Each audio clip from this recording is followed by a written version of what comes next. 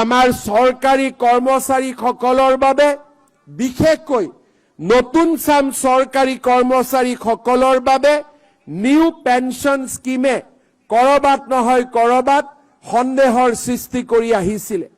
এই বছৰ 1 এপ্ৰিলৰ পৰা আমি আমাৰ অসমৰ চৰকাৰী কৰ্মচাৰীসকলৰ বাবে নিউ পেনশন স্কিমৰ সামৰণি মাৰি United pension scheme UPS scheme আমি আৰম্ভ কৰিব বিচাৰিছো, যাৰ জৰিয়তে 25 বছৰ কাম কৰা চৰকাৰী কৰ্মচাৰীসকলে নিশ্চিতভাৱে তেওঁলোকে 50% চাকৰিকালৰ দৰমহা 50% ডিয়াৰনেছ এলাউন্সৰ সৈতে লাভ কৰিবলৈ সক্ষম হ'ব।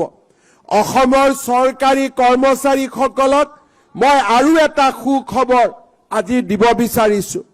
2005 চনৰ আগতে যিসকলৰ নিযুক্তিৰ প্ৰক্ৰিয়া আৰম্ভ হৈছিল, কিবা কাৰণত নিযুক্তিৰ প্ৰক্ৰিয়া 2005লৈ গুচি গ'ল, তেওঁলোকে ওল্ড পেনশন স্কিমৰ জাগাত নিউ পেনশন স্কিমৰ অন্তৰ্ভুক্ত হ'বলগীয়া হৈছিল।